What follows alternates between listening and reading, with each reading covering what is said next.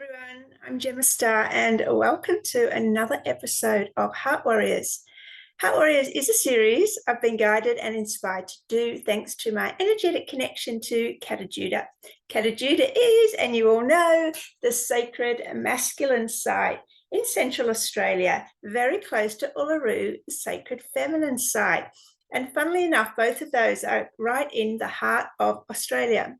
So what I'm here to do is to give a platform to men so they can share their journey into the heart, their highs, their lows, tools, practices, insights, wisdom, knowledge. What did they learn along their way that they can now share with the other men watching, and of course, us women who are walking right there by their side?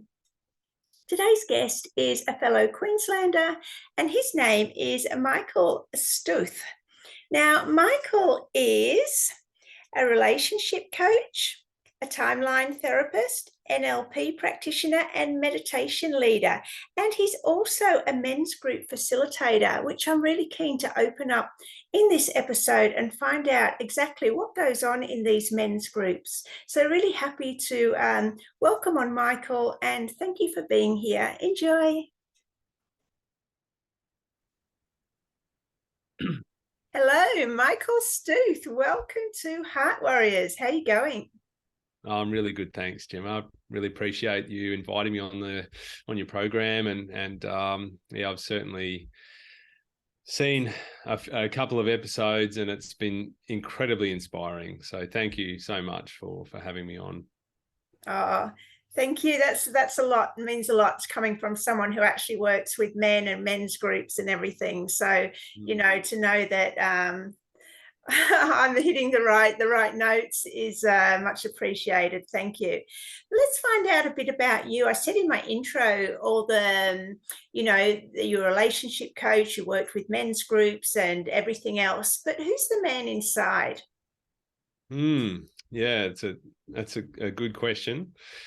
And the man inside. So I think for me, I'm just a man who's on a search for the truth.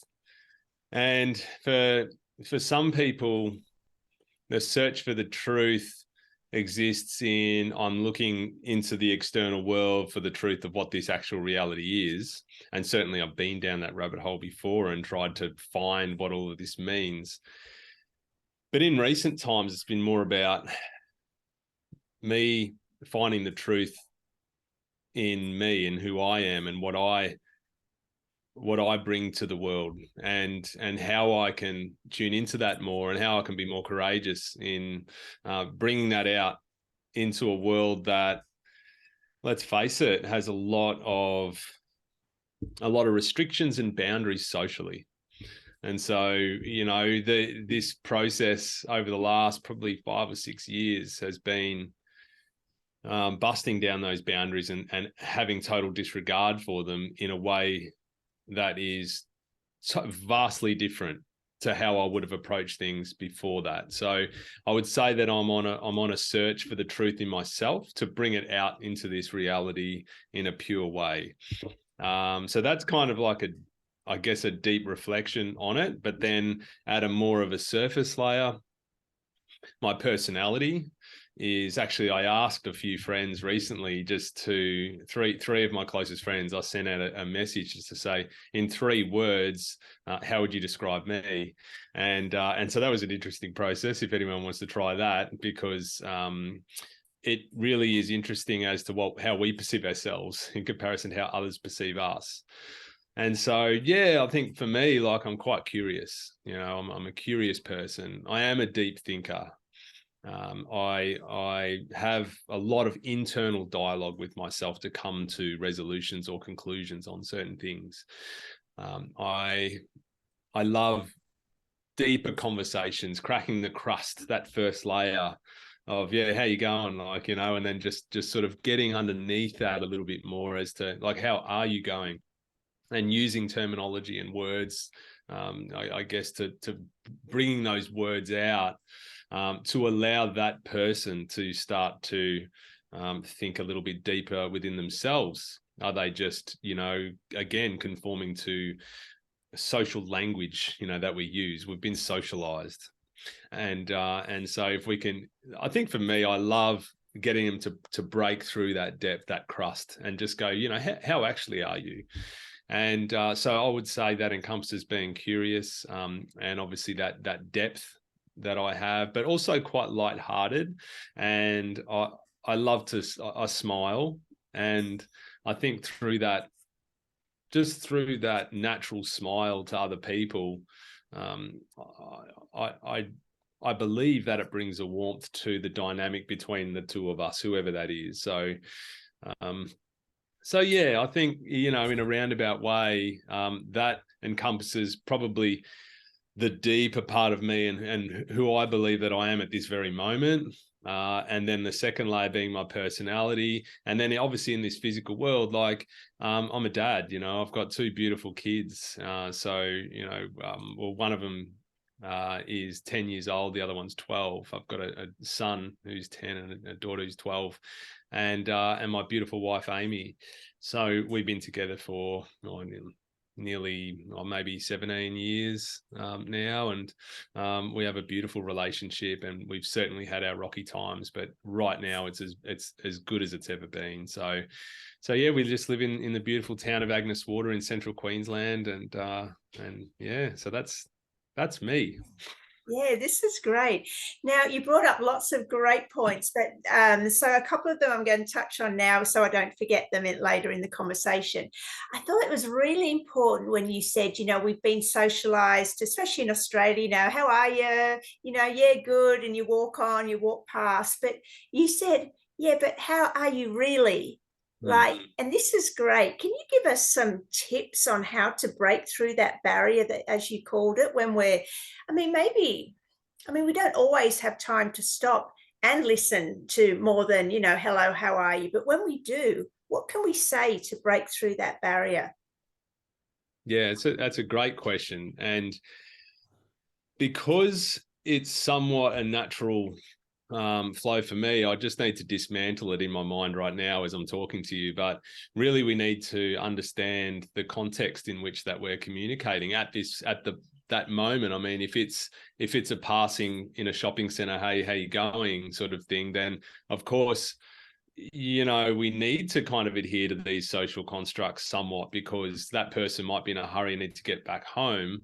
But it then just takes just that little bit of deeper consciousness to sort of engage with them, not necessarily through language, but through an intentional purpose of just looking into the eyes, you know, just looking into the eyes and keeping contact is something that 6 years ago I would have been like petrified of, you know, of doing with somebody else.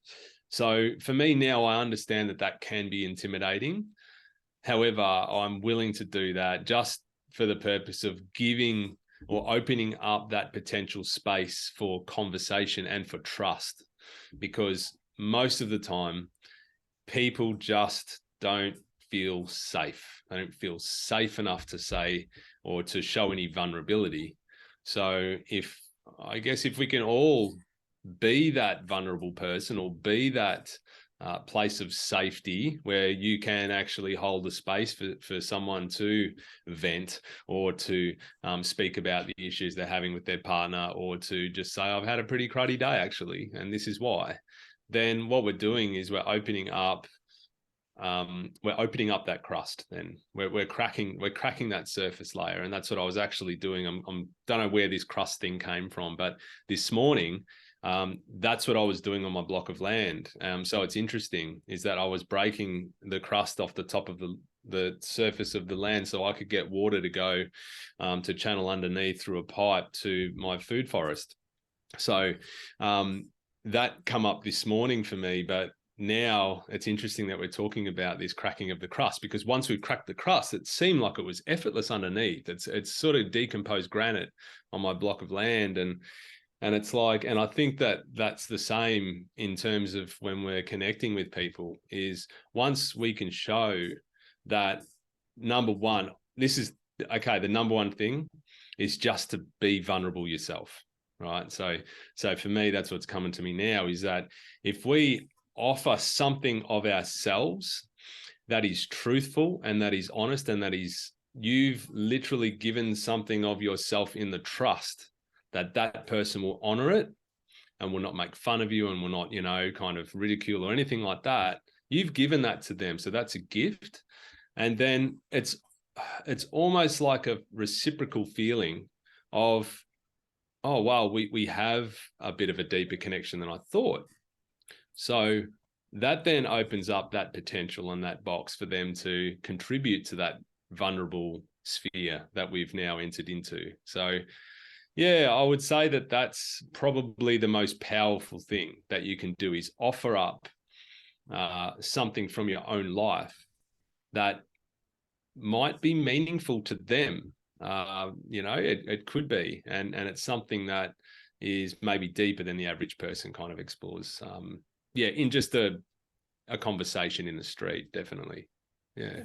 This is great, Michael, because so often, we do just pass someone. But what's coming to mind for me is, say I've only got, I don't know, 15 minutes or something. So enough to connect and, open a conversation. But what happens if they're talking and they're getting into the depths of the conversation and, we're pushed for time? How do we navigate that? How do we, because some people might talk for 5 minutes and some you might say, hey, we've got to grab a coffee and sit down for a couple of hours. That's right. Yeah.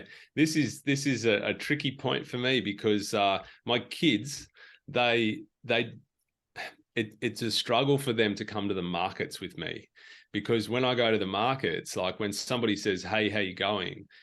It's tough for me to go, oh, g'day, and keep walking. So as we just discussed. So, I do like to engage in a conversation that might go for maybe 4 or 5 minutes, something like that. But if I'm in a rush, let's say I've got to get back to a client or an appointment or something like that, and I am pressed for time, then I really need to be conscious of a point in the conversation where there's a slight break, and I'm able to then really highlight the importance of this exact conversation right now to them, as in saying, I love what we're getting into now, and I would love to speak more deeply about this. Are you open to maybe a chat later on, maybe tomorrow at some stage? Because this is really intriguing for me.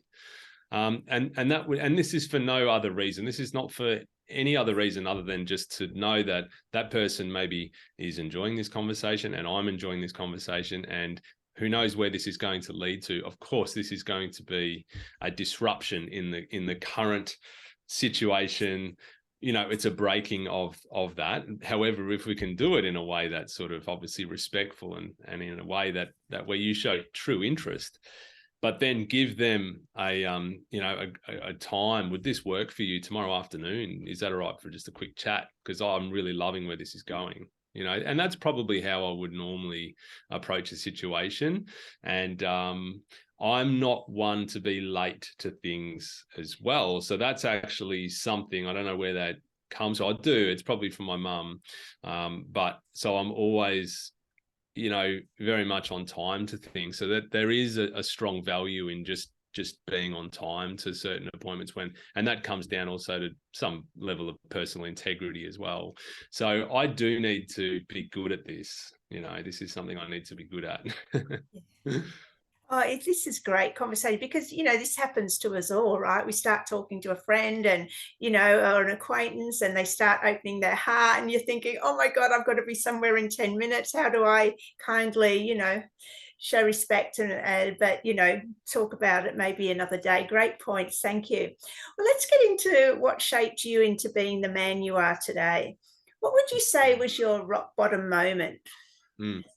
Yeah, good question. So there was probably a few in the early childhood, but I wouldn't say it's bottom because I kind of feel like we're just moving in a trajectory forward and through childhood anyway. And we're, you could call traumas that happen in your childhood, you could say that they are limiting in some way, but I certainly do not believe in that, right? It's absolutely perfect. But I would say that if you were to just ask me that question as an adult, I would say that I was most lost and hit absolute rock bottom back in 2017.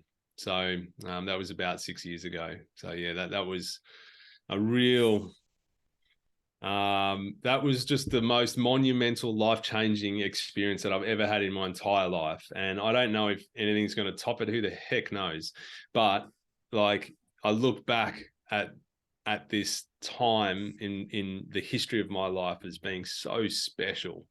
You know, it's so amazing what happened. That transformation that actually happened at that point in time was so incredible, but I needed to go down into the dark depths in order to reemerge, you know. And so it's sort of like a whole system reset. You can imagine, like, say, if you were to expand into our reality of where we live, like in our world, it's kind of equivalent of the whole monetary system collapsing, and then you have to now operate on a totally different level. It's sort of like now we have to use this method of interchanging with each other. So it's a kind of at that scale where you just like, right, I've reemerged as a totally different person. So what led to that? Yeah, so this is probably going to be a little bit of an introspection on my part. All right. So back in 2009, I started working as a paramedic, and a full-time paramedic here in Queensland through the Queensland Ambulance Service. And so I was working in emergency services, and I was living in the Sunshine Coast with my wife. We had a 1-year-old. We got this position up in Agnes Water. And it was like this tiny little town, you know, and I've never lived in a tiny town before. And to me, it was kind of like, whoa, I feel like I've got purpose now, because I'm actually in this job that, number one, gives us some financial security. We can bring up the kids. We're in a safe environment. Amy will look after the kids while I go to work.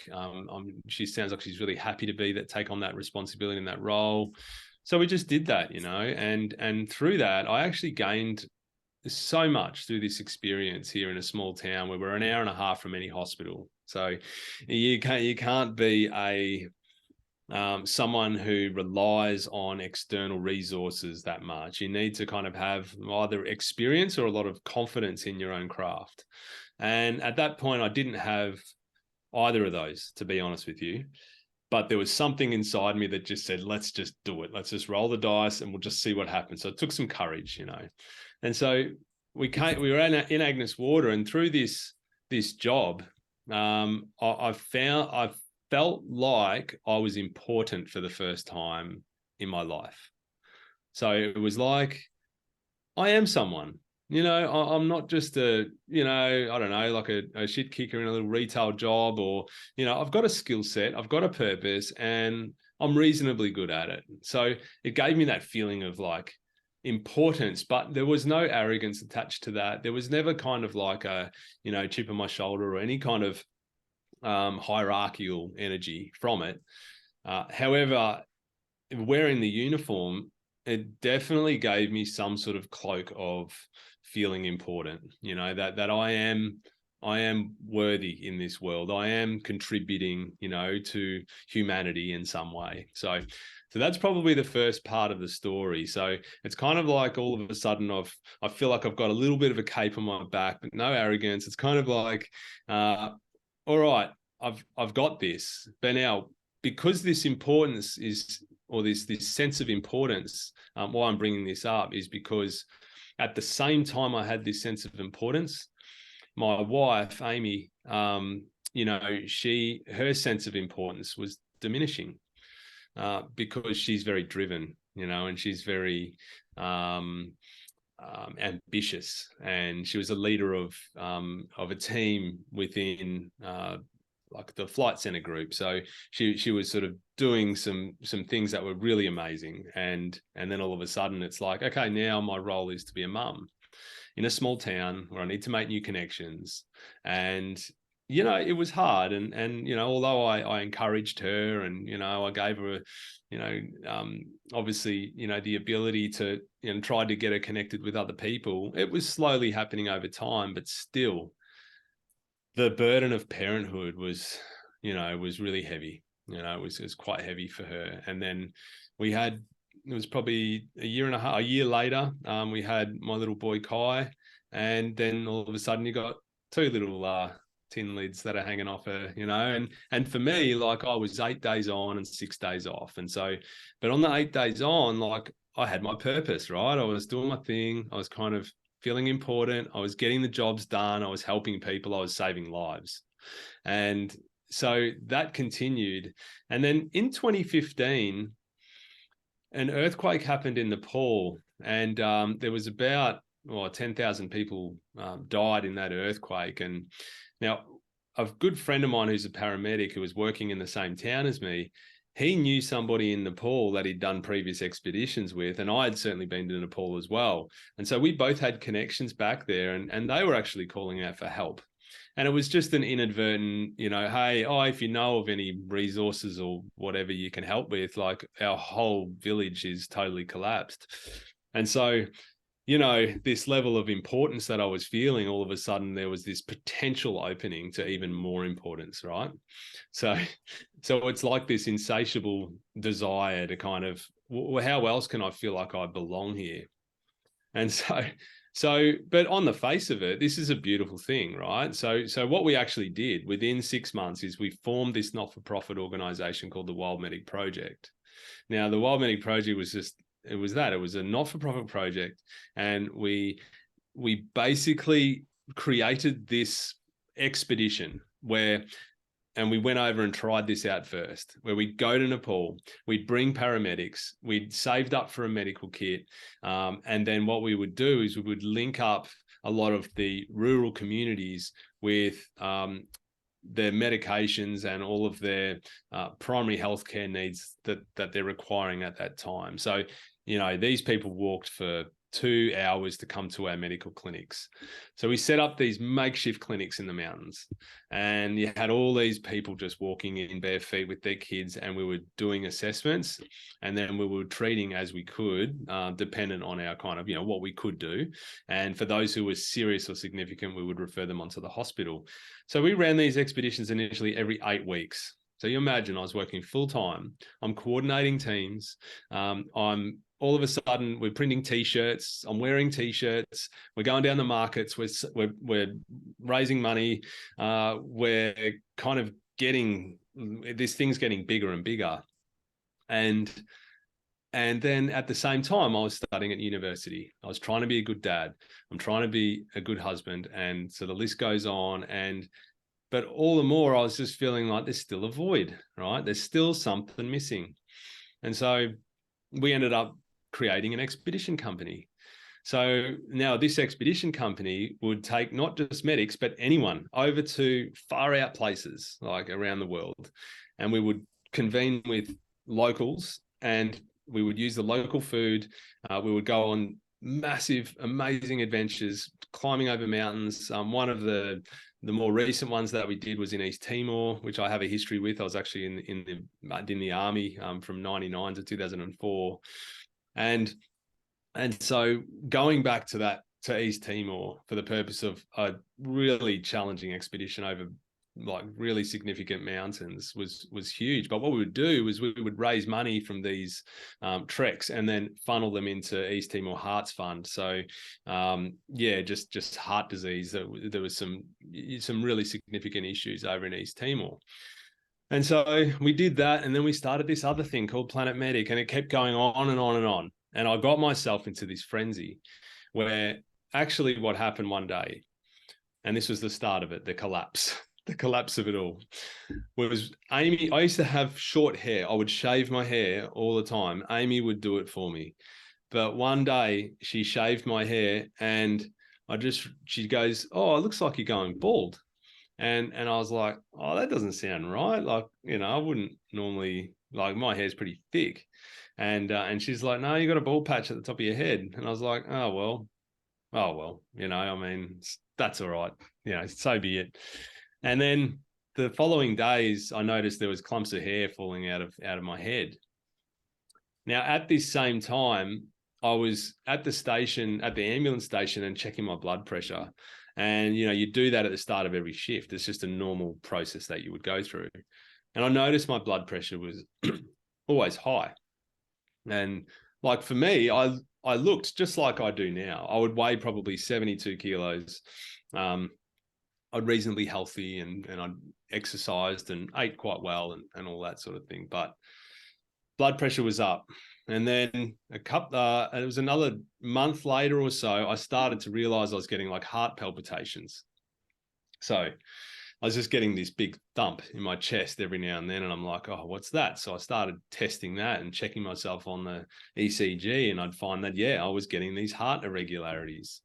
All of a sudden, I noticed that I was pre-diabetic. So I had to start looking at what I was eating. And then as the months went on, my hair was literally just falling out in clumps. And I got to this point where I didn't know where to go anymore. It was so hard for me. And the reason it was hard is because the facade that I put on to the external world is that I'm cool, calm, and collected, and that I've got this all together. Everything is fine. My relationship with my wife is fine. My kids definitely know me. I don't spend time. I'm always in the present moment. No, and it was all bollocks, the whole lot of it, right? So my relationship was suffering. My kids, they barely got to see me. And when they did get to see me, that was disrupted through ambulance calls. I wasn't present with them because I'm thinking about the next university assignment or the next expedition or the next thing that needs to happen over in Nepal. And so I was cornered, I think is the word. I was cornered by myself. So that was a real predicament for me. And now the hair thing, that ended up being the straw that broke the camel's back, because this is now obvious to everyone else. So I can't hide it. I can hide high blood pressure, but I can't hide this. And so it became a real predicament for me. And I just remember sitting in the lounge room one night, and I was with Amy, and Amy said to me, have you thought about just coming at peace with it? And now Amy was already going to women's circles. She was already expanding her consciousness. She was connected to other women that had a deeper sense of meaning and belonging in themselves, and not so much needing the external world. She was delving into that space before I was. But for me, I was still dwelling in, I'm just the extent of me is my physical body and what I'm able to do and show people that I can do. And so I need to, in that point, I felt like I was probably insignificant for the majority of my life. And now I've pinned my significance to all of these creations. However, if I am to go down the line of these creations and continue to feed them, then I'm the one who's starving. And that was the difficult moment for me. Now, Amy said, have you thought about coming at peace with all of this, like with your hair, with your blood pressure, with all the stuff going on inside of you, with the heart palpitations? Now, first response was, oh, this is one of those ridiculous spiritual kind of comments that's just going to trigger me off, that, you've been hanging out with these women and so I was already in a space of fight or flight. So I'm in my primal mind. But I remember there was a moment there where I just paused and I went, what other option do I have? Really? Because at the moment, I'm trying to fight against it. And so in a way, I just thought, okay, maybe I need to take that advice. And so at that moment, that pivotal moment, a friend came to me and said, you've got to try to meditate. It might really help you. And for me, meditation was something that I saw in the Buddhist monasteries in Nepal. And of course I knew and heard about it, but at the same time, every second person that spoke about meditation that I knew said they can't do it. So it seemed a far-fetched concept anyway for me, and something that's a bit Eastern, and it was just a bit weird for me, So again, I said, well, what choice do I have? I've run out of ideas. And so, he flicked me this course, which was amazing. And it went for about 8 weeks. And I just learned how to sit still with myself. And this process opened up a door that allowed this whole new paradigm to exist for me on the other side. Now, the first part of the meditation that was profound to me, it happened within about 2 weeks of just practicing. And I'm talking just sitting with myself in the lounge room, lighting a candle for 20 minutes every night. And that's all that I was doing. And I was just using a mantra and just repeating a phrase over and over. I'm peaceful, calm, and centered, because that's what I needed. And sitting in the lounge room one night, I just remember it was like, it wasn't words. It wasn't anything I heard. It was kind of like a feeling or some sort of message saying that I need to let go. Like, it's time to surrender. And man, I'm feeling it now, because the internal battle that was happening was at play, and it was a fierce battle. And now when I'm working with clients, I can see the battle happening. So that moment set me up for the work that I do today. But the battle that was happening then, it required me to give up my arms, and just literally let go of the edge and let the stream just take me. And actually at that point was the point where I cried for the first time in such a long time. And I remember those tears, and I remember it happening at about 11 o'clock at night. Everyone had gone to bed, and I was just sitting in the lounge room, and I was just like, my face was just covered in tears, and I was just crying. And I was saying, I'm done. I'm finished. I'm done. I'm done. And I just kept saying that. And that doneness, right, was kind of like met with a lifting of energy that came out of here. It was the lightest moment I've ever had in my entire life. Nothing has ever even come close to it. It was like an entity had just extracted itself out of my body. And it was through the pure state of completely and utterly letting go of everything that I had constructed. And of course, the mind wants to kick in, but I was in such a good meditative state that it just couldn't. It wasn't able to penetrate that moment. And all I knew was that everything's going to be okay. Everything's going to be okay. And that was the first step. So the surrender. Now, I didn't sleep that night. It was 6 a.m. or 7 a.m. Amy, I'm lying next to Amy, and I can't wait for her to get up, because I just said to her, I can't even explain what happened last night, but something's gone, and I don't know what it is. And I was so excited. We were over the breakfast table, and I was kind of trying to explain everything to her. And so that was the start. That was the start of me kind of going on this search for the truth. Okay, so if that's not the truth, then what is the truth? Right? Because the truth to me before that point was, I need to find importance, I need to find significance, and I need to find acceptance outside of myself. Now that's not the truth, because it didn't work. So what now? So that in its essence, hopefully describes my rock bottom moment. Yeah. And this is, well, it's great, because I'm sure there's so many men at every point, at one point at least in their life, that can relate to this.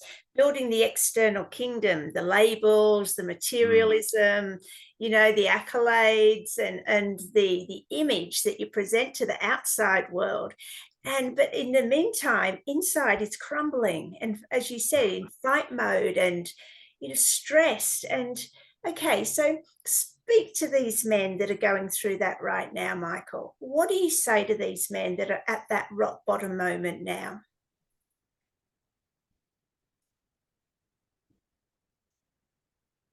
Yeah. So the first thing that comes to me is for them to ask the question, like, what is personal integrity? So am I living in alignment with what feels right for me, or is there an alternative? Because if at the moment I'm suffering and I'm in a state of anger, sadness, fear, guilt, hurt, shame, whatever it is at this current point in time, just understand that these emotions that you're experiencing are just a guidance system for you.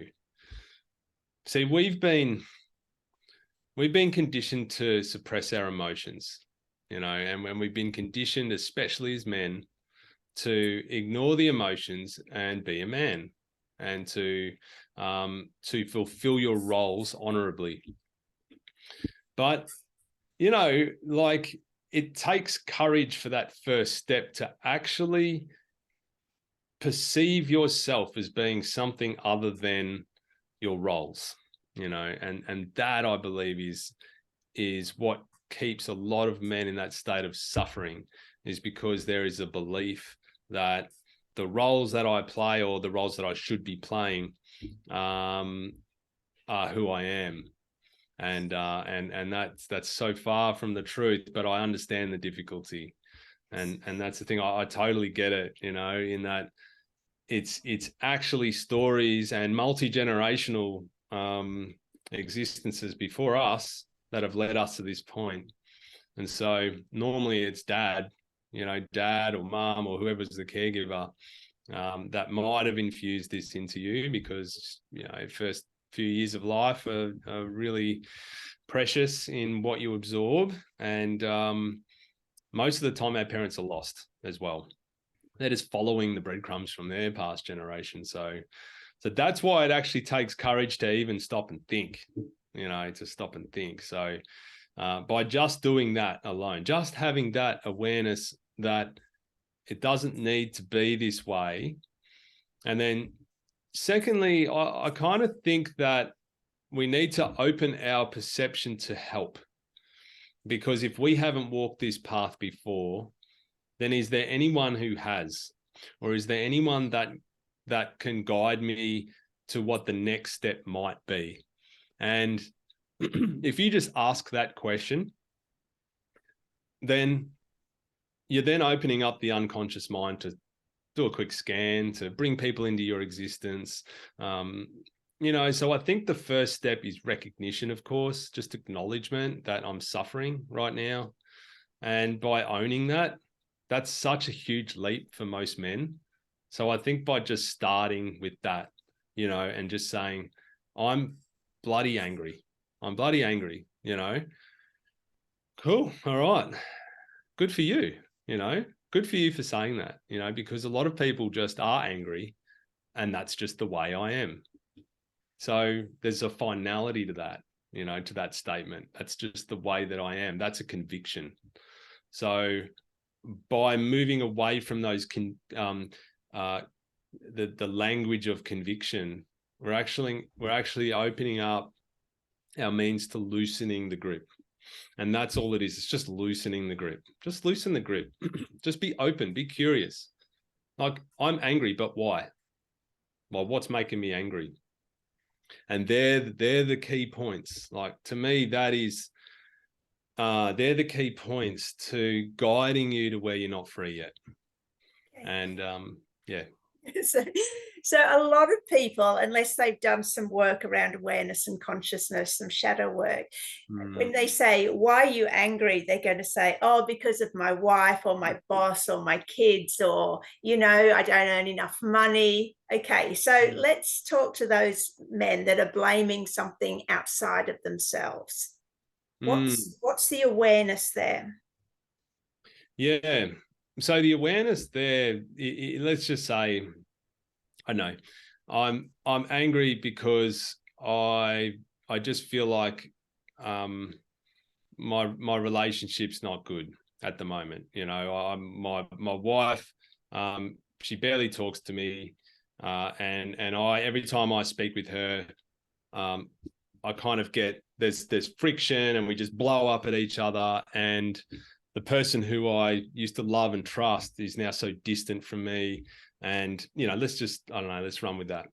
So if that's the issue, then we might actually go, to traditional counseling and go, let's just see if we can repair this. And sometimes that can work, definitely, right? But what is it about that you don't, that's kind of making you angry or making you upset? You know, what's actually happening there? And most of the time what's happening is that at that point in time, she's not meeting my needs. Like, I have certain needs and she's not meeting them. And so, you know, it's kind of like that person has now caused me to feel this way.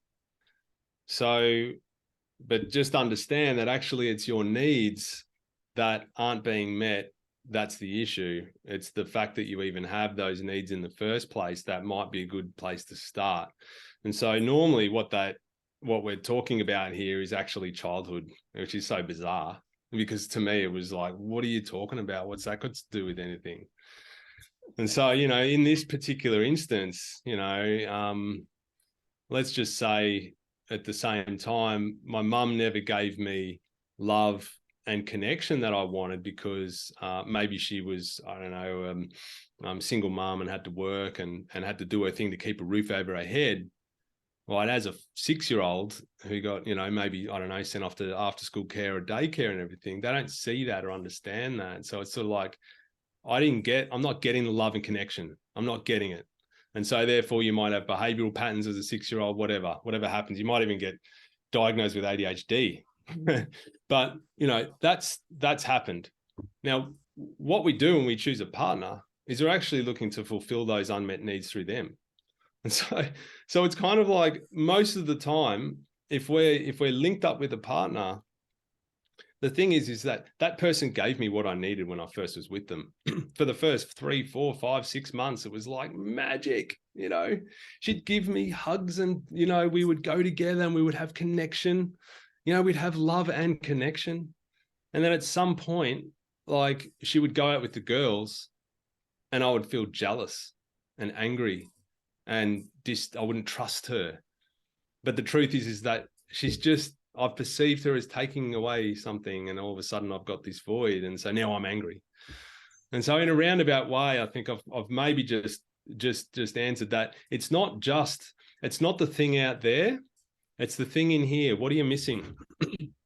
You know, like what is it that you're missing? And I think if we can place ourselves at the cause side of the equation, we're not at the effect of it, then we're probably 95% ahead of the population. Like, when I say the cause, it's that everything that happens to me is a direct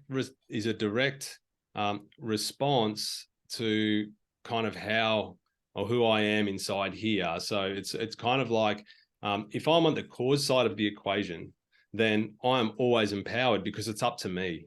It's up to me. Like, I'm in charge here of my reality. And of course there's suffering that happens, like financial turmoil. Well, let's just say that, you know, you're struggling through financial turmoil. Well, if I can ask, rather than, oh, the tax department is just taxing me too much and my boss, he gave me a demotion and all this sort of stuff, like, rather have a look at me and what is this teaching me?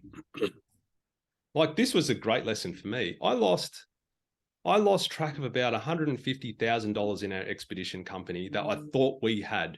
I thought we had $150,000. This is after my crash, my meltdown that I had, probably 2 weeks after that, when I felt all light and, you know, free and like, yeah, I'm feeling like, you know, I kind of am starting to get to know myself and everything.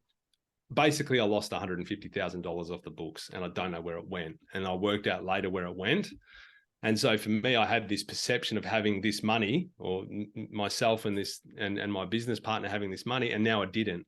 So move back into meditation. What does it mean? Sit in silence. What does it mean? What is this teaching me? It's teaching you what you already know what it's teaching you. And what that was teaching me is that I also had a deep connection to money. And I was consuming so much energy in the space of holding money for security. And so if we can look at all of these adversities as lessons in some way, it's hard. I'm not saying it's easy. It's kind of like if you're in the if you're in the car park and someone backs into you and you can see that he's just someone who didn't even care or wasn't, wasn't really interested in you or your circumstance and just sort of drive off or something like that, of course, it's valid to be angry at that moment. That's just, we're humans, right? But then as long as you go home and ask, what is this teaching me? What can I learn from this experience? Then you can only ever keep yourself in the cause side of the equation. You won't be at the effect of everything in the world.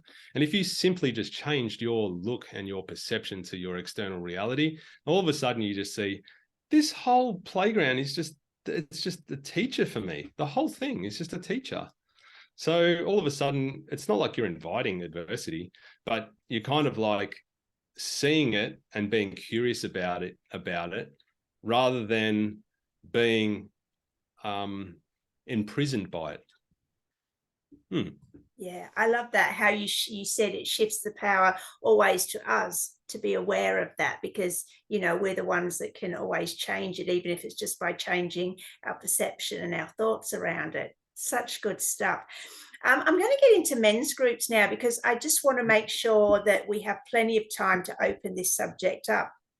Now, you said you've been facilitating men's groups for a good while now. So the first question is, for men that have never been, and I know you can only speak from your own experience, your own groups, what can they expect if the first time they go to a men's group? Yeah. So I can just map out how it looks for you if you like. Really, the men's groups that I run now every month are on my 40-acre block of land. So you meander up a driveway, come to a space where there's a fire, and bring your own camp chair. I have a bit of tea at the start, and really that's just a very warm, open-hearted group of men that just get together for the purpose of just a deeper conversation, right? So it's not like it's some sort of initiation or some weird cult or something where I'll need to contribute in some way. Because the truth is that what actually happens is we're sitting around a fire with a group of other guys that are just interested in personal growth, and we're really starting with just, hey, let's just go around the circle and just do a check-in. How's everyone going? And that's it. We're really just opening the floor up.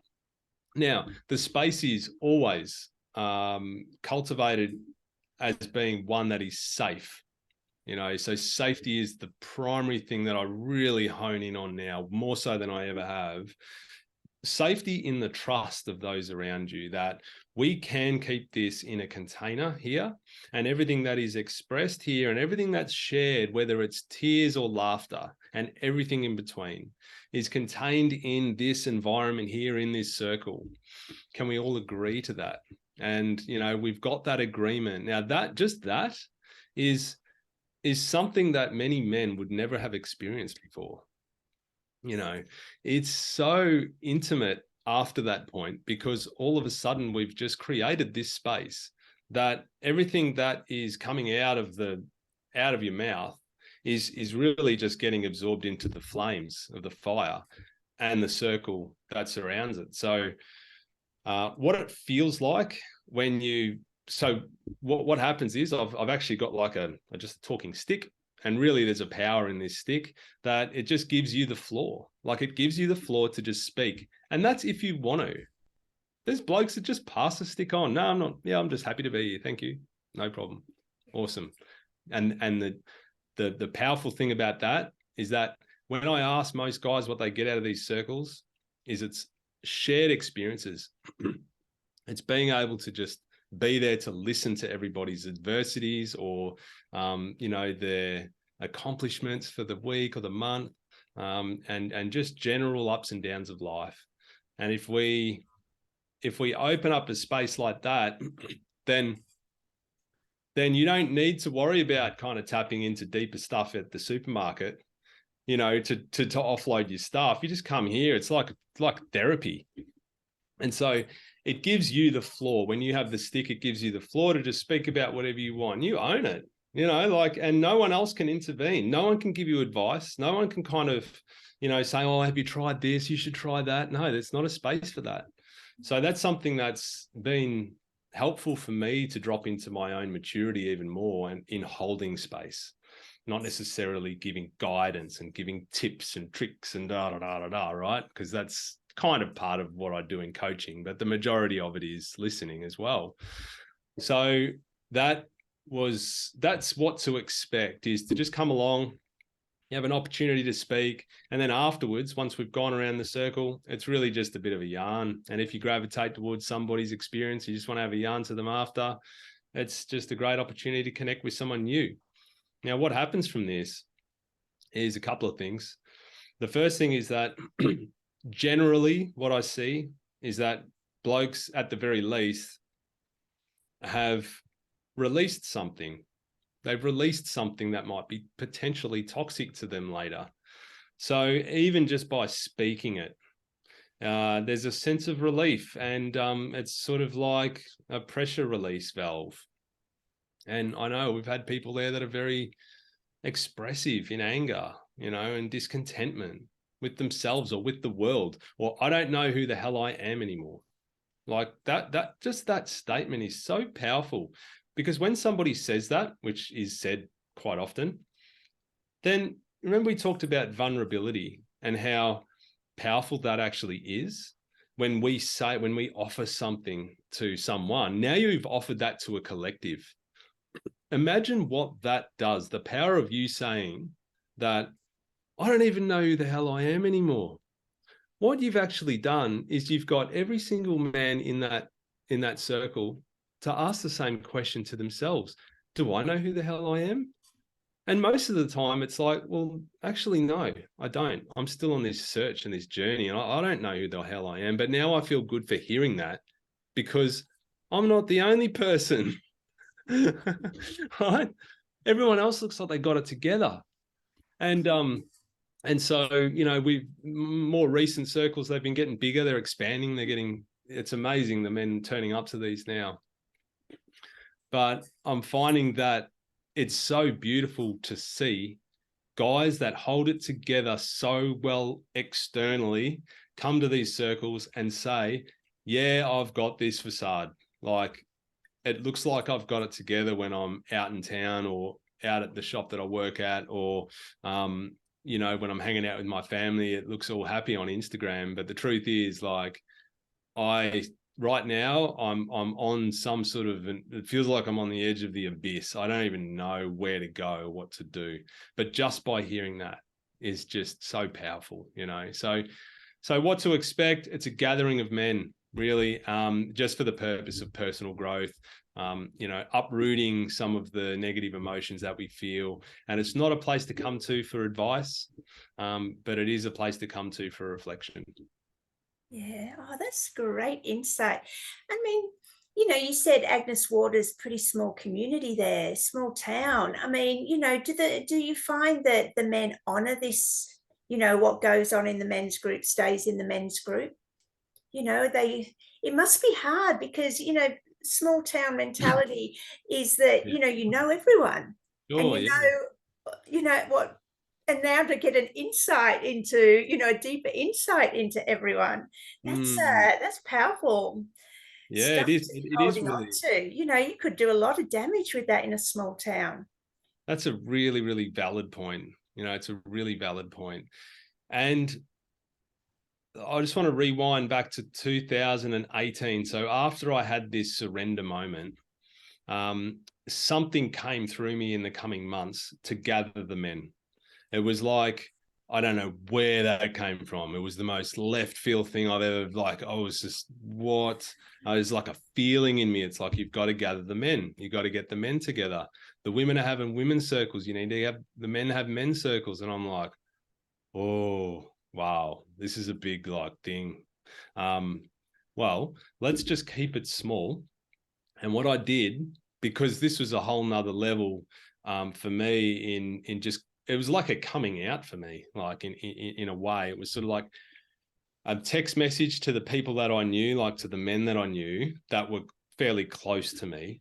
And I invited them to a camping trip where we go to Urimbula, which is a national park, like by the beach, just around the corner from Agnes. And we're going to get together and have a camp overnight. And we're going to just have like a proper men's circle, and we're not going to drink.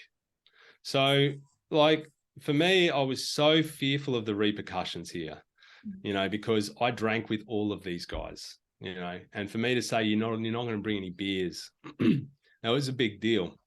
Now, that space that I created there's 13 guys that turned up, and we were the loudest at the campground, right? There was other people camping there that were drinking, but we were by far the loudest.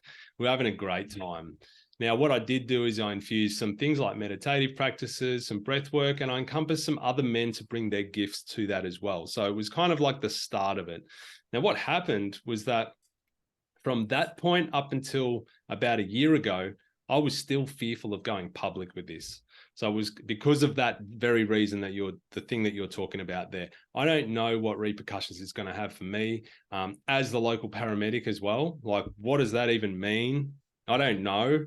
But, you know, I got to this point where I needed to confront that fear and go, well, if this is going to be just not like an ad hoc mates gathering every now and then whenever I feel like it, I need to get a bit more serious about it. So that's when Aaron came in onto the scene. So Aaron Schultz is an amazing man who has started the Outback Mind. If you guys want to check that out, it's an incredible platform for men's mental health. And it is he was on Heart Warriors. There he is, number 12 he was, if anyone wants to go back and watch Aaron. And he's also done a Man Speak on domestic violence. Sorry to interrupt, please continue. That's perfect. Thank you for that. Thank you. And so, yeah, so Aaron, I met Aaron, and this was the beautiful thing is I was traveling for 6 months in the caravan with my family, and he rang me up, never met me in my life, rang me up and said, I heard you run men's groups in town. I wanted to see if you were open to a chat because I'm actually thinking of just running some groups in town, and I didn't want to step on your toes. Like, to me, that level of integrity and respect to even contact me, he'd never even met me, just heard that, oh, I'm running men's groups. That struck home for me that this is nothing to do with competition or trying to gain like anything. It was like, hey man, and you know, this is what I'm thinking of doing it, and it's opening up to the public. So for me, it was like, well, this is the missing piece. I don't have the courage to open up to the public right now. You're doing it. You get them. Go do it. And so I was like, and I can't wait to get back and maybe work with you one day. And that's what's happening now. So he helped me to overcome that fear and to now open it up, and we get, I don't know, we got 30 guys, 30 men at the last group. It was amazing, really nice atmosphere. We still, you know, it's 2.5 hours or something like that, and then, you know, you go home and go to bed. So it's not too late. But Aaron had helped me in that process. So yeah. So what do you think that we actually, that people talk about other people? I don't think that really happens. There might be moments where that does, but I think the purity of what we experience in these circles makes it sacred. It makes it so that people will honor the fact that their fellow men are turning up with courage. And so why would you go around behind their back and badmouth them or say, oh, such and such is having trouble with his missus, or, you know, he did something shameful or whatever. Like, no, I don't really think that that's a theme at all. So I could be wrong because I don't know what I see, but what I feel in that space is something really special. Oh, yeah, great points. I wanted to talk about what's the main issue for our men at the moment? What's the reoccurring things that are coming up in these meetings? What are our men struggling with the most? Yeah, I'll just sit with that for a little bit.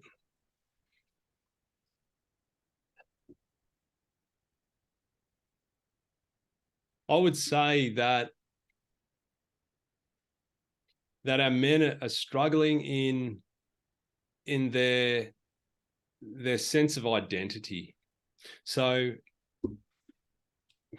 because of it's the dismantling of the what I'm supposed to be. Generally what I'm seeing and feeling through these spaces is that I'm supposed to be this guy, but it doesn't really line up with how I'm, like, what's going on inside. And so then, but all they experience is negative emotions. And so the negative emotions are the things that come out in these meetings. They're not necessarily the problem, right? Because the emotion is just the guidance. It's sort of like, yeah, cool, this is you know, not my path, or, you know, something needs to shift here or change here. But yeah, the main thing is that it's actually interpreting our emotions, like actually listening and interpreting to our emotions. But the issues that they're talking about are to do with financial concerns, like they're to do with like massive amounts of relationship problems, you know, and what's being brought up, I'm sure, is only 20% of what may be even happening, because that is a vulnerable, you know, thing to bring up, you know, that things aren't okay. If you say that in a space, like, I think that's so amazing. And you're not saying it to dishonor your partner. You're saying it for the betterment of, like, hey, I think I need help, or when we speak in these circles, we're not speaking to the other people. We're speaking to ourselves, you know, so we're speaking to ourselves what our issues are right now. And sometimes people actually find that they come to a resolution themselves in the moment, and you watch it happen. And it's amazing. You're like, you know, it's almost like this dialogue that just goes around, and they end up coming back around to the solution of maybe what I should be, maybe this is what I need to do. And so, yeah, relationship issues, financial concerns, stress around work, and that, you know, I feel like I'm just the provider. I'm just the breadwinner. That's my role, and I'm tired. Like, I'm flat. I feel like I've got no life left, because I just turn up to my job. I get home, and it's like a routine where maybe I'm a burden because, well, it feels that way because my wife doesn't appreciate what I'm contributing to the family. But then this is there's so much equality here, because when we really take a look, we as men aren't appreciating what the women are contributing to the family. So it's just that we don't feel important. We don't feel recognized in what we're contributing. But just remember, they're feeling the same. And the conversations, the deeper conversations with our partners are diminished, because we're just feeling resentment. Like, it's how I felt. I felt the same thing towards Amy. She felt the same thing towards me. I was able to go out to work and connect with people, have experiences outside the home. I didn't have to feed the kids every 2 hours. I didn't have to kind of do the dishes. I just turn up in my ambulance, in my uniform, and dinner would be plonked on the table for me. And so from her perspective, although that has to happen,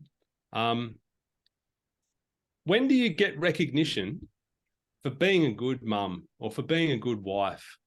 Like, when do you get like a 10-year medal, like, around your neck? See, I got a 10-year medal for just turning up to work. So this is you know what I mean? Like, it's the same thing. We're just at different, you know, different polarities, different ends of it.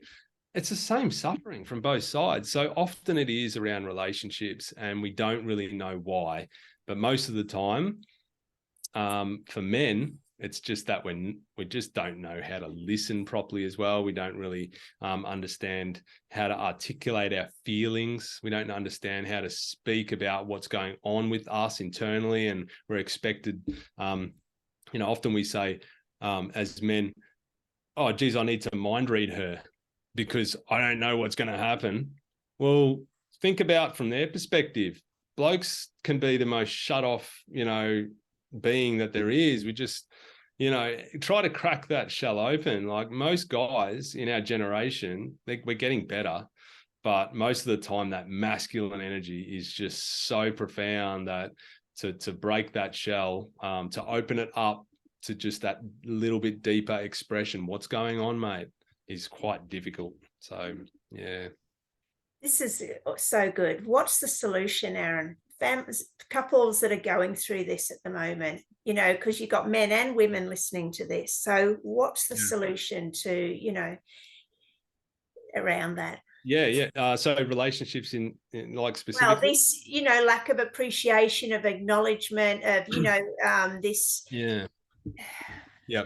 I'll tell you, like in a nutshell, probably the most powerful thing that you can do with this dynamic where you just feel like it's a tug of war is that, all right, so that tug of war relates to a lack of intimacy.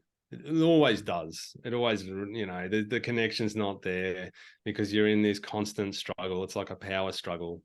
Well, the solution to that, the natural aphrodisiac is actually transporting yourself from your own personal reality and then placing it into the other person's personal reality. And just imagine what it's like from their perspective just for a few seconds.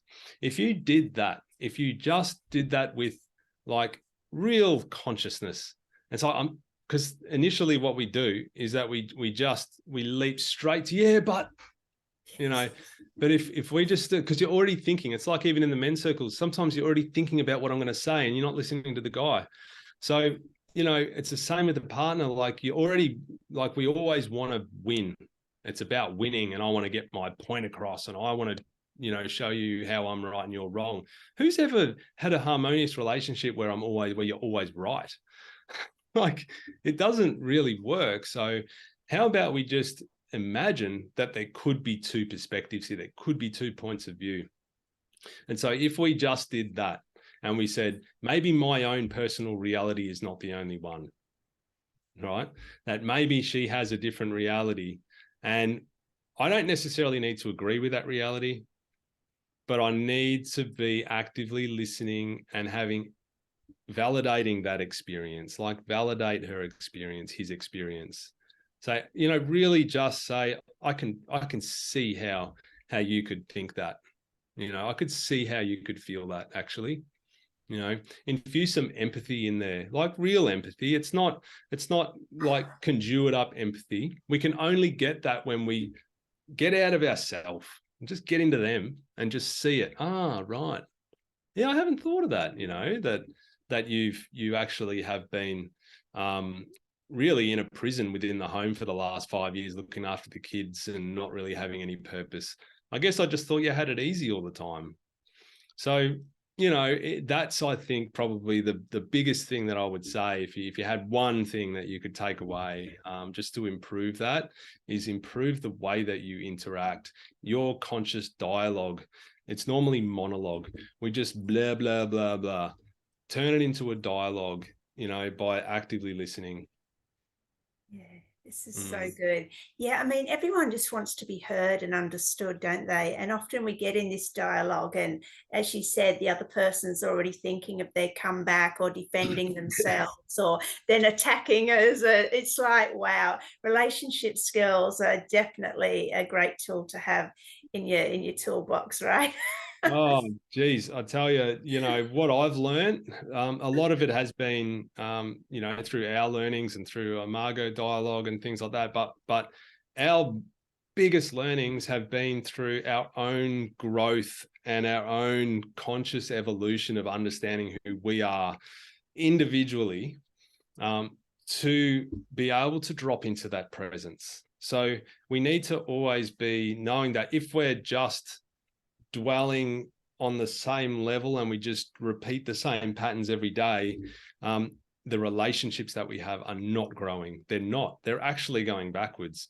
And people say, oh, you know, I kind of work on it, you know. So what do you actually do? Are you working on yourself? Because if you are working on yourself, then that's a great step, you know, towards having that beautiful dynamic between the two of you. So, yeah. Okay, so as a relationship coach, what you've learned from your own marriage, you know, what are the three biggest aha moment, biggest tips that you can give someone struggling with this that they can work on, or they can Mm. change in how they approach these disagreements? Great. Yeah, good question. I would say that the number one thing that I would really offer as something to work on is distinguishing the difference between when you're operating out of your primal mind and when you're operating out of your relaxed prefrontal cortex mind. Because you know the feeling when you're operating out of your primal mind. So your primal mind is like the reptilian brain. It's the thing that's just reactive, and it's based on the unconscious mind. All the stuff that's happened to you in the past all of a sudden comes up and you become defensive. So if we just recognized, oh, that's interesting. I'm getting like a hot flush that's coming up here, and I can feel actually my heart rate rising, and I can see that the terminology that's going to come out of my mouth is defensive in nature, then I know that there's no way that we can come to a resolution at this moment. If one or either of us are in that state, there's no way that we can come to a resolution. End of story. It cannot. Someone might win the argument, but it's not a resolution. So that's the one thing I would do, is to work out what are the key indicators for you that signals that you are operating out of your primal mode. So that would be the first thing. Yeah. Another thing that I would recommend is, instead of dwelling on the past and the current situation, what we're in, most relationships are suffering right now. 60% divorce rate. So, instead of focusing on the past and the present moment, actually imagine if you could create a relationship vision. Imagine if you got together and sat down and had a conversation about your relationship. Just that. Sit down, have a cup of tea, and say, what are the things that we would like individually our relationship to look like? I see us playing together more, having more fun, maybe going out, to a movie together once a fortnight, having a date night. I see us being truthful to each other. I see us, having great passionate sex. I see us really giving presence and time to the children. So these are kind of like things that you could put in a relationship vision. Now, what happens is, if we actually write these things down and then we form one vision, all of a sudden what we're doing is we're taking ourselves out of the individuality of the relationship, and we're transporting ourselves into the intangible aspects, the energy that exists, the space between the two of you that exists, that is only energetic. It's only like relationships aren't a thing. It's nothing tangible. So now we're actually placing the energy and the focus into making sure that the vision for the future encompasses these traits. So if you both agree on those, and you put that up somewhere visual on your wall, and you just read it once a month, like you don't have to read it to yourself every single day, then all of a sudden you've constructed somewhat of a constitution for your partnership. You can work as a team and give permission to be able to call each other out. Like if you do that and say, look, this is a bit of a, remember we said in our vision that, we're going to be conscious with our kids. I really feel like we're just spending a lot of time on our phones after dinner, and the kids are still around. And so they want to play on their devices because we are, but then we say, no, you can't. Well, is there a way that maybe we can really hone in on this vision, because it seems like it's not happening right now? So then all of a sudden we can come back to that collective agreement, that vision that we had, and it forms all of a sudden like there's a future. We have a future. See, if we always dwell on the past, and, people say, oh, don't dwell on the past. Well, I'm not saying we need to ignore the past, because certainly through our relationship coaching that Amy and I both facilitate, it actually encompasses a deep healing of any traumas from the past. That is part of the process.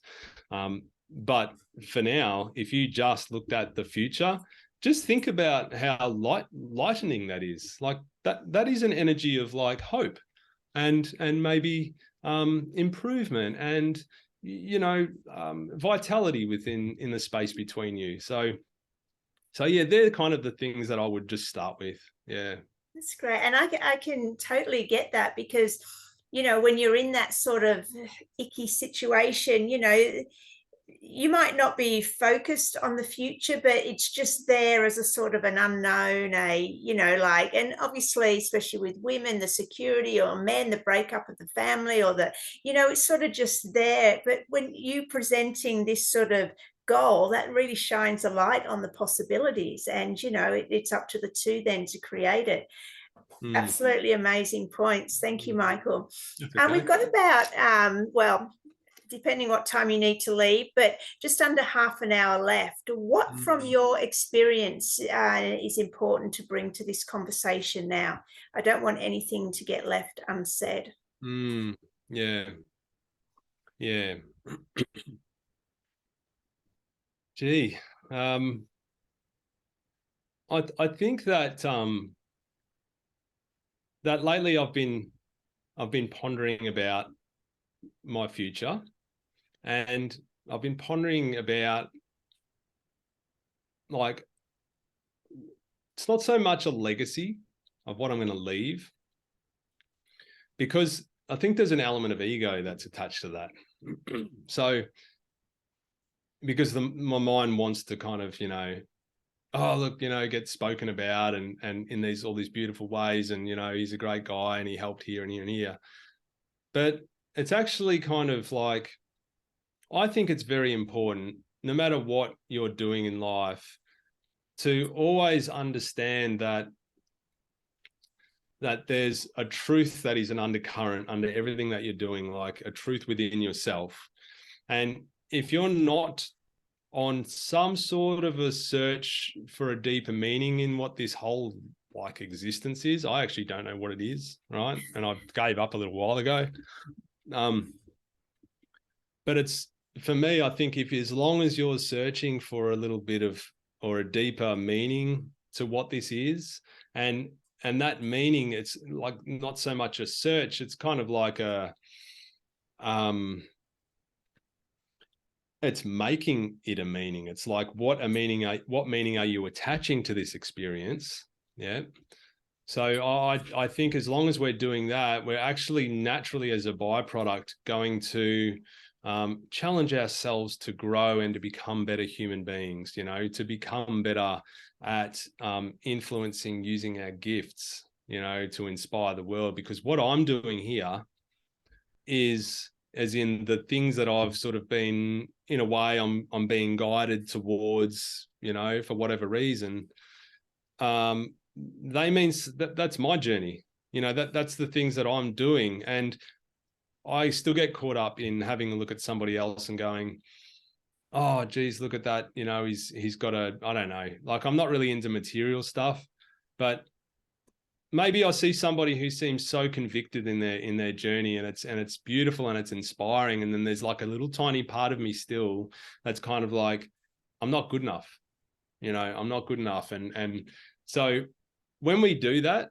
what we're doing is we're just dropping ourselves into falsehood. Like, that person's experience is their experience, and that's what they're good at. That's their thing. So as long as we stay true into searching three things, this is the three things that I really formulate this on. And the first thing is understanding what your strengths are, like what it is that you are naturally good at. And if you don't know what that is, then ask your friends and ask your family, your closest friends. Ask your friend, like, if you wanted to get something done right, what would I be able to do to have, what's the best thing that I could do? Or, asking somebody else can really help to get, that perspective from the outside. So understanding what you're really good at, Then second to that, well, actually probably the most important thing is actually, what do you love to do? Because that's different. Most people are working in jobs just based on their strengths. So although that is easy and effortless for them, it's not filling up the heart. So the heart actually kind of isn't really getting filled up. It's just easy.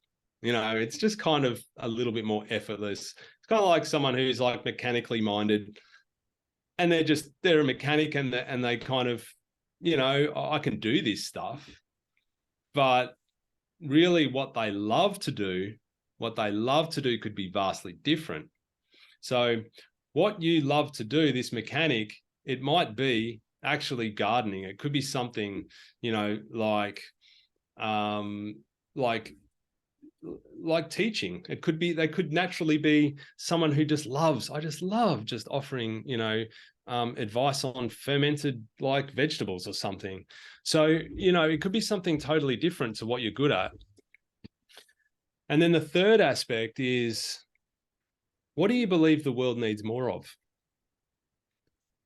Because if you ask that question, like, what is it that you believe the world needs more of, or what is there in the world there's not enough of?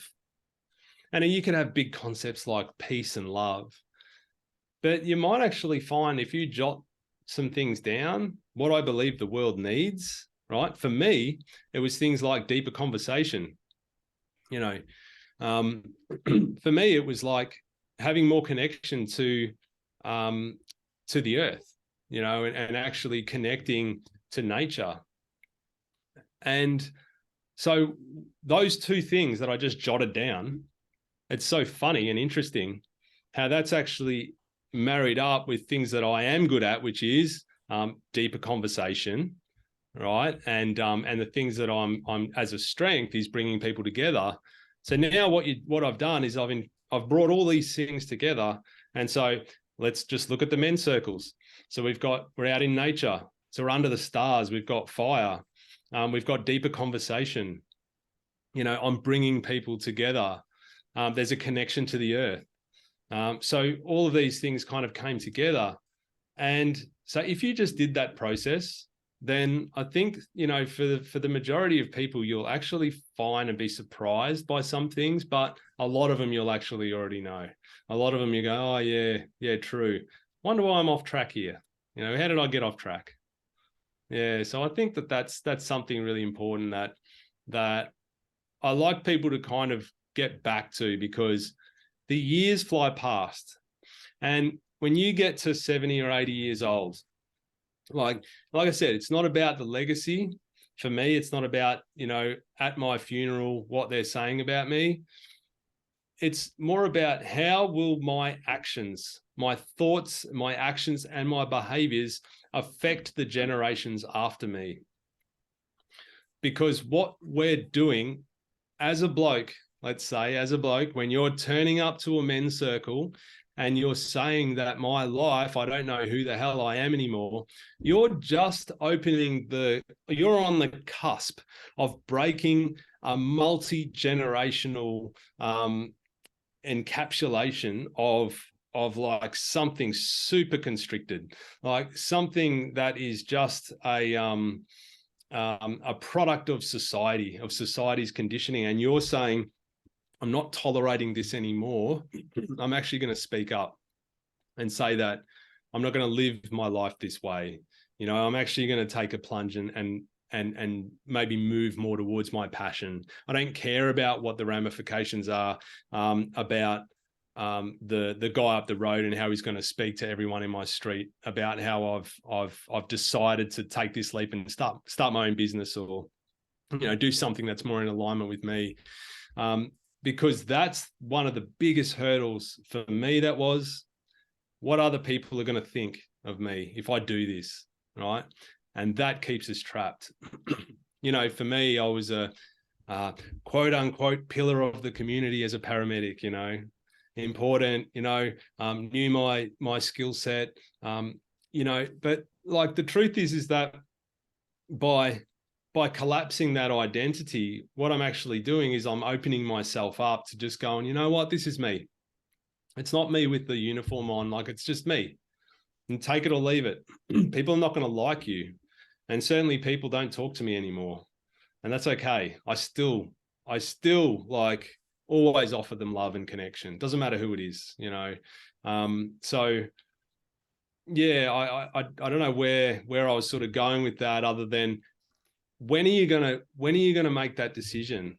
Like, because when you're 70, I'm not saying it's too late, but it's kind of getting a bit fine, you know, like you're sort of like, when is it going to happen? So just ask those questions is what I'm saying. And always come back to that point of like, what is it that is going to change in humanity as a result of some of the thoughts and the behaviors that I'm, you know, or the ripple effect that could occur from what I'm doing.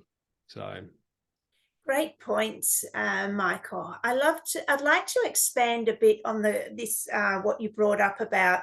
So often people are doing things, well, let's talk about men, for image, for status, for what will next door think, what will my father think, what will, you know, my wife think, at the cost of everything inside. And as you said with your story, your hair was falling out, your blood pressure was rising, even though, you know, you were doing a lot for yourself, you know, you were on that track. So that, as you said, that is one of the most difficult hurdles to get over. So can you just speak to men who are battling with that concept, please? Yeah, sure thing. Yeah, so you know what really helps me is that everyone else is suffering. You know, when we look outside, we know that what you see on Facebook and TikTok and Instagram and everything else, we know that there's total, you know, like it's a fabricated reality. So if we can assume that the majority of people are actually concerned with themselves rather than you, then I'm sure that will help you to just loosen up a little bit in just the potential of exploring that whatever it is, that dream, that vision, that change, right? And it could be something like breaking up with a partner. It could be something like moving to a totally different location. You're going to get the nudges, you know, and you know what I mean when you get the nudge, when it's sort of like, oh man, this is a bit of an interesting situation. I find through just speaking with people that this happens about every 7 years or so, like, you know, 10 years. And it's sort of like something's nudging me to change something here. And I can take one of two routes. And the pattern that exists normally is that I just continue on the trajectory. And so if you continue on the trajectory, you know that we're going to stay in the same paradigm. We're going to continue to go through, you know, what we're going through. But at the same time, if I disrupt that pattern, then, and I actually listen to whatever my soul is saying, then that also will cause disruption in the external world. That's the predicament, is that actually what we're talking about here is the unknown. It's like feeling the fear and doing it anyway. It's kind of just going, oh, if not now, when? Like, when? And it's sort of, I'm not going to do a pros and cons on a piece of paper. Like it's too heady for me, but it's kind of like,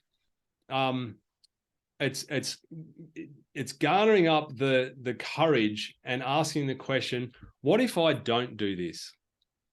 Like, what does that mean if I don't take that leap into that new enterprise, or take that risk and invest into this, or you know, change the relationship that is so toxic right now that's causing suffering to my children? Like, what does it mean if I just remain? And so just by asking that question, what happens is that we normally find that, you know, the answer is not the greatest. And so that then just might just nudge you a little bit further to explore it. So yeah, so I don't know. I kind of think like maybe to the men who are stuck in this situation, if you feel that you need to speak with somebody about this and maybe your relationship isn't the best, again, that vulnerability it's a great opportunity to sit down with your partner and actually say, I'm struggling right now.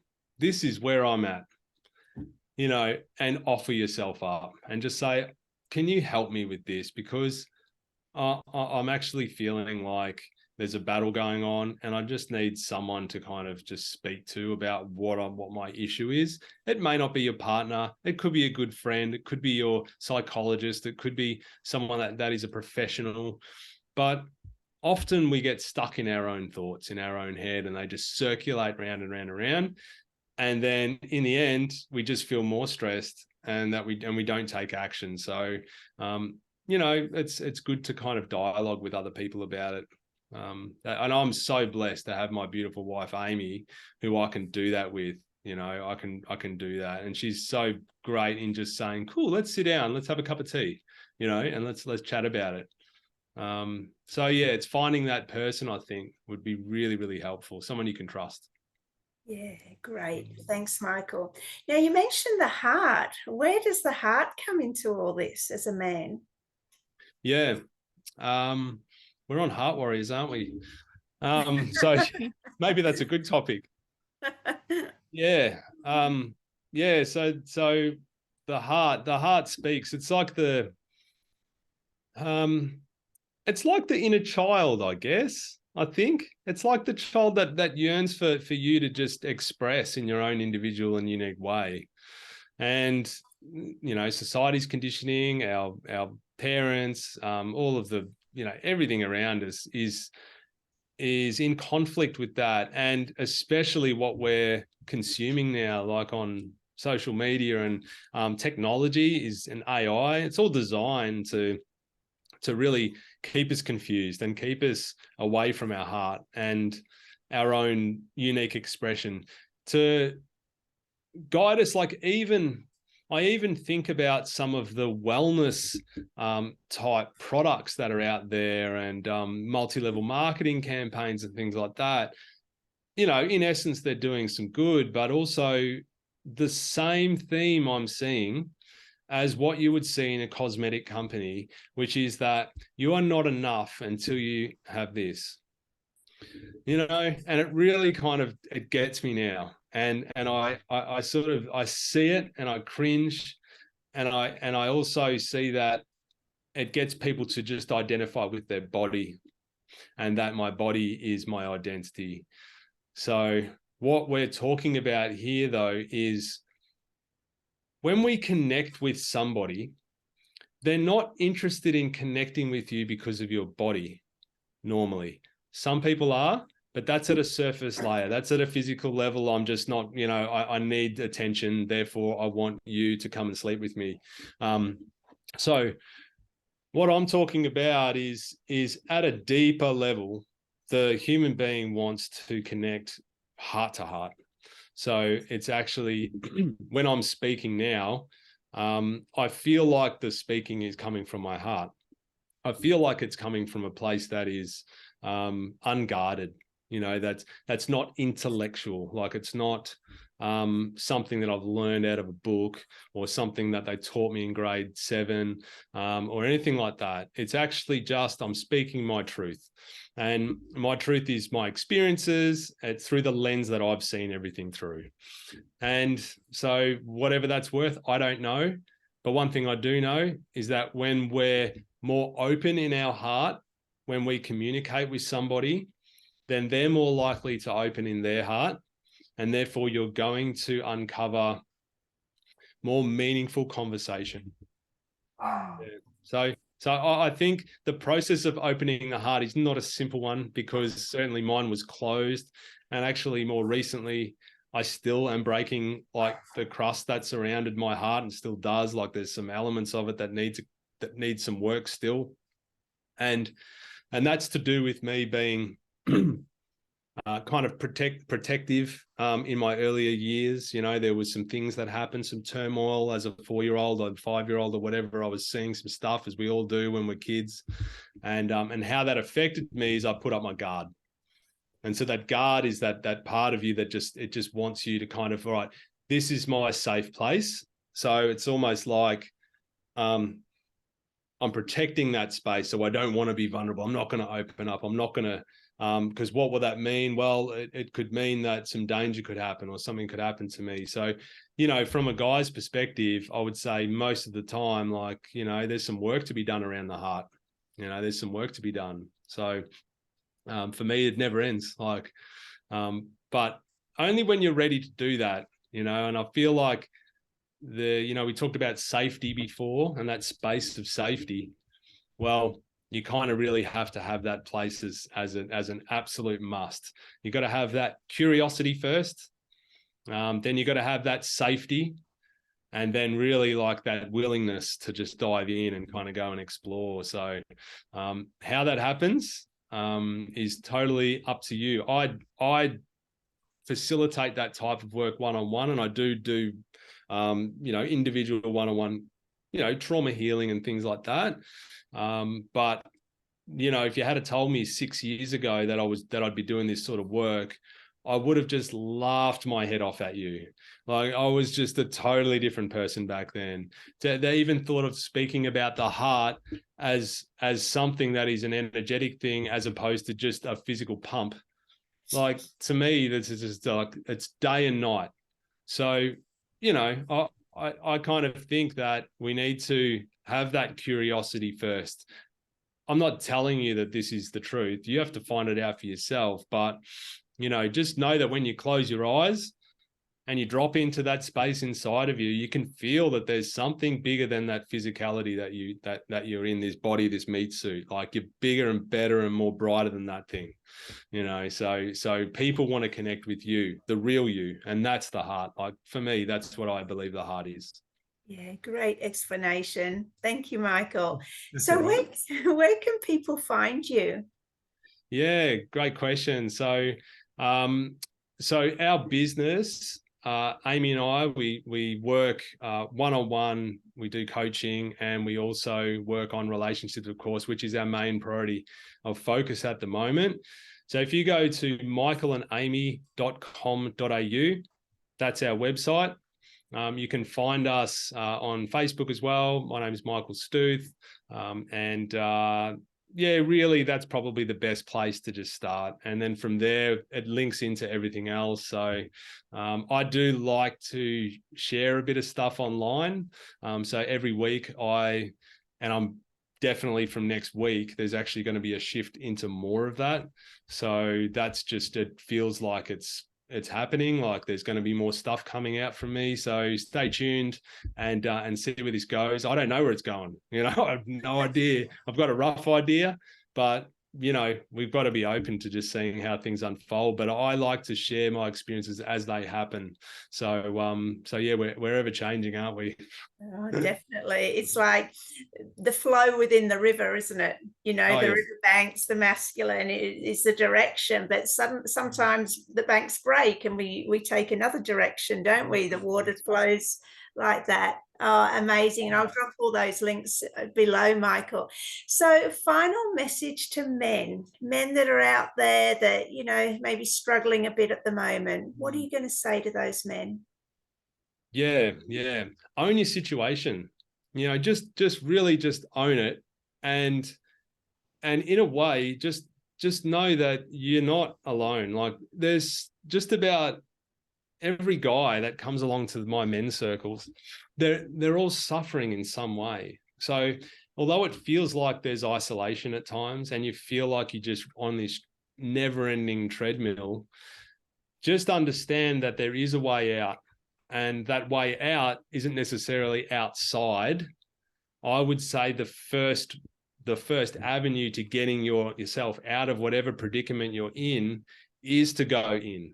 It actually is to do some self-inquiry. It is to sort of say, how am I responsible for this? You know, when I say take ownership, what I'm saying is really taking absolute responsibility for where you're at right now and saying, what can I do now to change my current trajectory? And most of the time, I would say that it's just asking those deeper questions. It's actually, and if you don't know how to do that, find someone that can help you. Like, and there's so many men's circles that are growing now out there that it's unbelievable, right? They're like, it's incredible. The Mankind Project is now like bigger than ever. So you should be able to find, and I say should because, you know, we're lucky and blessed that we obviously have this established in such a small community. There are guys that are living remotely, and I get that. So in that circumstance, I would say there's organizations like the Outback Mind who are looking to reach out to these communities. So get in touch, speak up, understand that your emotions are just a guidance system to tell you that you're either on track or you're off track. Simple as that. Yeah, and we'll also drop the Outback Minds link below too. So an amazing organisation happening here in Queensland. And also, I'd just like to add, from other men I've spoken to, there are online men's groups that, you know, a lot of the male coaches and mentors are running. So, you know, even if you are isolated, there is someone to be able to reach out to. Wow, what an amazing conversation. Yeah. I mean, I was a bit nervous about this, I guess, because it's, you know, you're speaking kind of from you know, about yourself, and I didn't even know it was going to come out. So I really enjoyed this conversation. You know, it was really nice, and I haven't spoken in, I guess, at length like this for a long time. So it's really nice to connect with you, Gemma, and your community. So thank you. Thank you. I'm deeply blessed. I'm deeply blessed that you have invited me into your space, and really honored to be part of this, because it's an incredible concept that's obviously come from your heart, you know, that's come through you. So thank you. Oh, thank you. Lovely words. Thank you so much. Well, thank you everyone for watching, and please like, share, subscribe. Check out Michael's sites, and I'll be back in for tomorrow with another episode of Heart Warriors. Bye. Bye. Stay on, Michael, please.